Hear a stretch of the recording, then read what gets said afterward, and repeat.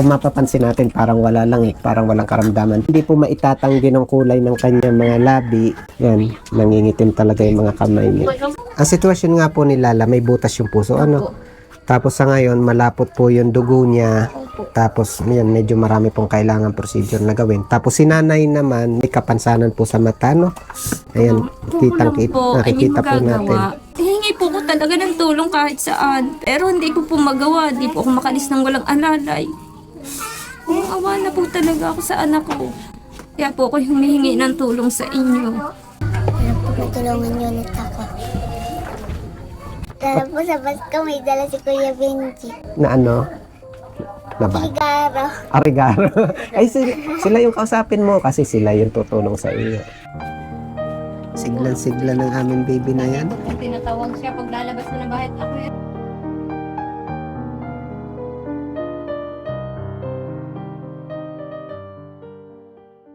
Sa may bahay ang aking bati.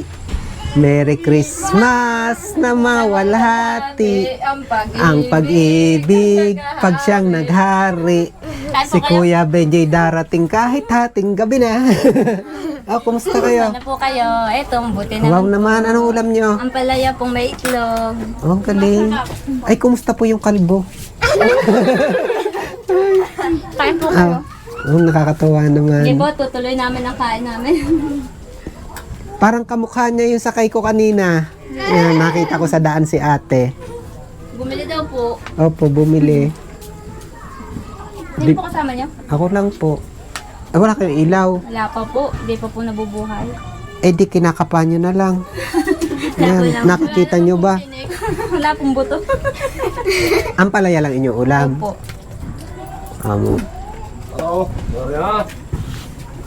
Wait lang guys, diba may bisita ko. Hello. Kain pa po. Kain pa. Huh? Kain kayo. Hello, Kai. Kamusta ikaw? Okay lang po. Ha? Okay lang. Oh, ang itim-itim pa rin ang labi mo. Opo. Talaga pong hindi po wala pong magawang paraan. Ano po bang balita na kay Lala? Eh, wala po. Na-hospital po. Yung tutulong sana ng pag-ano sa hospital. Eh, siya naman pong na-confine. Nagkasakit po. May bukol daw po sa paa. Ano ko naman. Ay, uoperahan po sa Batangas. Kain po kayo. Tsaka talagang problema pa rin natin yung budget. Ano po? Opo. Kay Lala. Wala po kami makunyan. Talagang wala nang malapitan ng tulong. Opo. Wala po talaga. Sige, kain kayo. Kain ikaw, nak. Kain lalo. Kamusta na ikaw, nak? Ha? Kaya ko. Po, lagi pong andaingin na hihilo. Di na nga po makapaglalabas ng bahay. Alagang-alaga ko na po.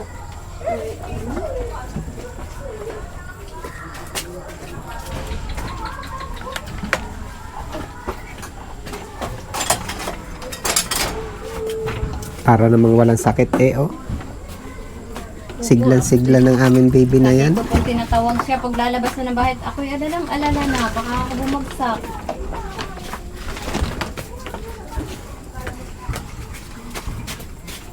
Sunod na sunod yung ilaw. Ano, Lala? Kumusta na ba ikaw? Ba't ikaw tawag ng tawag? Ha? Miss daw po Nawilinis kayo. ka na po. Oh! Parang totoo naman. Ba't mo naman namin si Kuya Benji? Wala lang po. Wala lang pala. Alis na ako. Pero yung kalbo tingin ng tingin dun sa aking hawak. Anong yung tinitingnan? Nandiyan sa ate Maika. Ayun ang si Tuika. Maika, pasok ikaw. Ari po kuya yung kanakasama na rin pagka na nalakad. Ay, Ate Maika. Hello po. Pasok ikaw. Pasok ikaw. Siya yung nakasama po dun sa Opo. sa heart center. Opo. Ay, Ate Maika. Hello po. Mas maganda si Ate Maika pag pumasok sa loob. Kina mayroon lang ako ilang katanungan, siguro mga 2 oras na tanong. Okay lang po. Ano pong sabi ng doktor kay Lala? Sa Lala daw po ay kailangan po pong ito the echo. Sige po, pasok po ikaw. Pasok ikaw. Yan. Kailangan pong ito the echo si Lala kasi kailangan po siyang kumbaga i-observe natin. Si doktora po yung nagbigay sa kanya ng gamot. Pinapalitan po yung gamot niya. Regarding naman dun sa sabi na kailangan daw ng 30K nga. Yes po, kailangan po makalikom ng 30K para po ano po natin yung bata. Magamot po. Without 30K, that means Yung sa 30K po na yun, nandun na po yung mga gagastusin sa loob ng ospital. lahat-lahat na yun. Yes po. Hindi naman siya down payment. Kung hindi, Hindi naman. kung meron 30K, ibig sabihin, magagawa na yung... Yes po. Macha-check up na din po siya kasama ng patient. Okay. Ano nga ulit pangalan ni ate? Maika po. Okay. Ilang taon na si ate Maika? 21 po. May asawa? Meron po. Yan po ang anak. May boyfriend? Kulit talaga ni Kuya Benji. Ano Lala? Ba't nga ulit ikaw tawag ng tawag? Namimiss ko lang. Lagi kang nahihilo. Ayan. Mga kababayan, no, yan si Lala. Kung mapapansin natin, parang wala lang parang walang karamdaman. Pero muli, no, hindi po maitatanggi ng kulay ng kanyang mga labi. Yung, yan, nangingitim talaga yung mga kamay niya.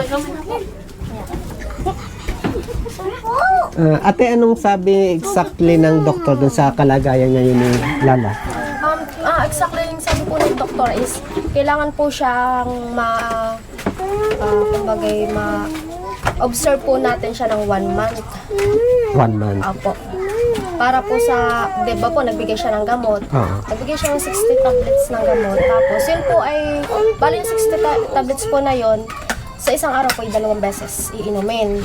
Tapos, sa 1 month po na yun, i-observe po siya kung talagang nag-ano po siya.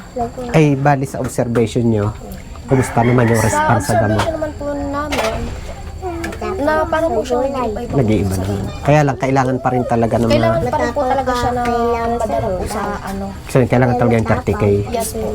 Para po mas gumalit ang bata. Lala, paano yan? Si Kuya Benji, walang 30K. Ang meron lang ako'y K. Wala ako ng 30. O, kausapin mo ulit yung mga kababayan natin. Yan. Para si Brianna, o yan, nanonood sila. Kausapin mo sila. Kausapin mo. Ito po. Basta na po kayo dyan. O, kamusta nyo? Ito po. Okay lang po. Nakasal mong boses mo.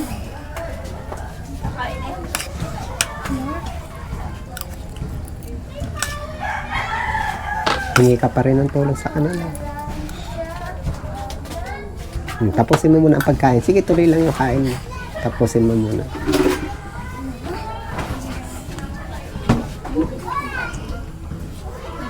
Ayan, habang kumakain si Lala, no, meron laging tinitingnan yung bata doon. Ayan, kasi si Lala ay pinabilihan ulit nila ng tinapay. Ayan, may tinapay na ulit si Lala. Ayan. Pero hindi lang po kita ng camera. Sa likod po ng camera, may nakatingin na bata yan. Ay, nawala! Nasa likod ko na pala. Nakain ka rin ng tinapay? Ano po? Opo. Yan. At syempre, no, yun ay, yung pong tinapay ay may sukli pa, Lala. Nagliwanag. May himala. Ayan, anak, ito yung sukli. Doon sa, pinadala kay Kuya Benji. Wala akong kasama kaya yan. Ayan na, ilalapag ko na lang dyan. Ito na po lahat yung natira. Yan. Yan na lahat ha. Tapos, ito po yung resibo ng tinapay. Lala. Thank you ikaw sa kanila. Marami po salamat sa tumulong sa akin. Alam po matulungan niyo ulit ako. Alam po sa Pasko may dala si Kuya Benji. Na ano? Na ba? Ligaro. Arigaro. Ay, sila yung kausapin mo kasi sila yung tutulong sa iyo. Sabi po punta dito si Kuya Benji sa Pasko. May dalang ligaro. Arigaro. Ba't namumula ang iyong mata? Ba't ka naiyak? Hindi naman kita pinaiiyak. Ha? Yun, siyempre, no? Yan pong nadala, Nanay Marilo. Yan, meron tayong pasasalamatan, Lala. Maraming po salamat. Account number 9830500. Yan, tapos hindi nyo alam siguro, may pa-contest tayo kung sino yung top fan for the week, mananalo ng 200. Ayun, isa kayo dun sa nanalo ng week na yon. And then account number 4665, 50 pesos. Kay Ma'am Vanessa Ampong, 1,000. Kay Ma'am Ruby Marcaida, 200. Yun ay total of 1,950. Kaya dasal pa rin, anak ha. Kasi si Kuya Benji naman wala talaga maitutulong. Muli, sana marami pa mga kababayan natin yung makatulong sa inyong kalagayan. Kahit po nakikita nating masigla yung bata na yan, makulit. Bigla po nagkakaroon siya ng Oo, damdaman. ano nangyayari sa kanya pag masama ang ano? Po siya umupo na lang, sasabi po niya sa akin na, Mama, sa malas ako, hilong-hilo ako. Di po ako iba bilis-bilis na lalapit kahit papaano po. Tinutulungan ko po ang anak ko. Kaya po ako talagang hindi na nakakatulog sa pag-iisip kung saan po kukuha ng perang gagastusin. Wala naman po kami utangan. Wala din po kami malapitan. Kaya po naman ako nahingi ng tulong para sa anak ko. Yung po hindi tinutulong sa amin, hindi ko po kusang ginagastos para po sa anak ko yun. Kaya po, yung pong may mga busilak na puso, sana po marinig niyo kami. Makita niyo ang aming video ko, anong katayo ng anak ko. Marinig na nahingi ako ng tulong. Ako'y awang-awa dila sa anak ko. Kaya lang malaki talaga yung kailangan natin. Nanay. Opo. Talagang maraming dasal ang ating kailangan. Sabi ko nga po, matatapos na yata ako 2023. Ang anak ko hindi pa nadudoktor, hindi pa man lang ako napapakumpine. Hindi ko po alam kung anong mangyayari. Nag-iiba na po ang iniisip ko kapag po naiisip ko yung anak ko. Minsan po natutulog ako mag-ana pag-iisip ko, kuya. Yun, sa mga bago po sa story ni Lala, yan. Ang sitwasyon nga po ni Lala, may butas yung puso. Ano? Tapos sa ngayon, malapot po yung dugo niya.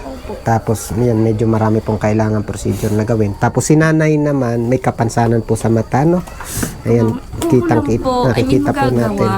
Ako po ang lalakad ng lahat ng hihingi po ko talaga ng tulong kahit saan. Pero hindi ko po magawa. Hindi po ako makalis ng walang alalay. Awa na po talaga ako sa anak ko. Kaya po ako humihingi ng tulong sa inyo.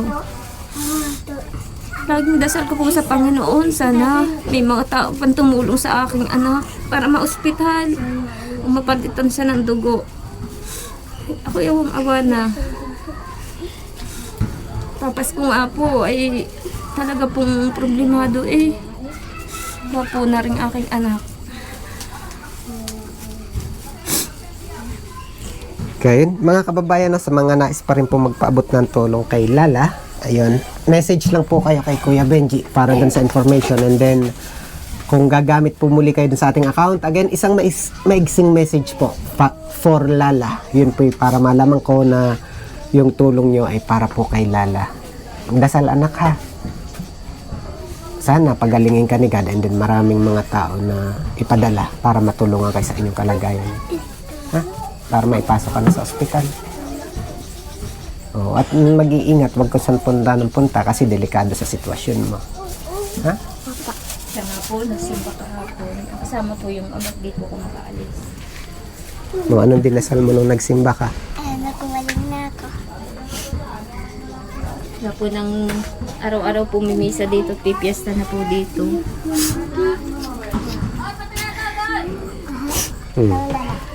Anong dinasal mo? Sana po kumaling na